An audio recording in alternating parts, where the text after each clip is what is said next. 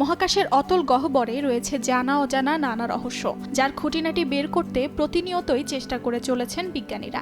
এবার চাঁদে পানির অবস্থান শনাক্ত করার প্রক্রিয়া শুরু করেছেন তারা।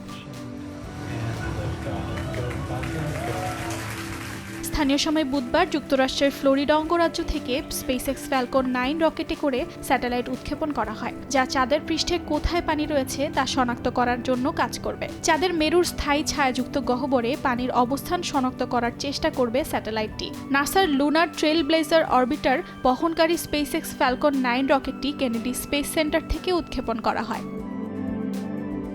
স্যাটেলাইটটি মহাকাশে চাঁদের পৃষ্ঠের একটি ধারাবাহিক মানচিত্র তৈরি করবে, যা পানির অবস্থান নিশ্চিত করতে সহায়তা করবে। তবে চাঁদে কিভাবে পানি পৌঁছেছে তা নিয়ে আছে বিতর্ক। বিভিন্ন ধূমকেতু ও গ্রহাণুর সংঘর্ষের মাধ্যমে বরফ চাঁদে এসেছে, অথবা সৌরজগতের হাইড্রোজেন চাঁদের পৃষ্ঠের সাথে বিক্রিয়া করে পানির অণু তৈরি করেছে বলে ধারণা বিজ্ঞানীদের।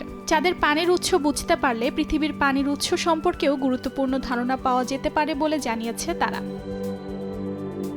চাঁদের পৃষ্ঠকে প্রায়ই শুষ্ক মনে করা হয়। গবেষণায় দেখা গেছে সেখানে কিছু পরিমাণ পানি রয়েছে। চাঁদে ঠিক কত পরিমাণ পানি রয়েছে তা এখনও অনিশ্চিত, তবে নাসার অনুমান এটি কয়েকশো মিলিয়ন টনের মতো হতে পারে। চাঁদের মেরুর শীতল ও স্থায়ী ছায়াযুক্ত অঞ্চলে উল্লেখযোগ্য পরিমাণ বরফের আকারে পানি থাকতে পারে বলে দীর্ঘদিন ধরে অনুমান করছেন বিজ্ঞানীরা। অর্জিতা শেহজিন, সময় সংবাদ।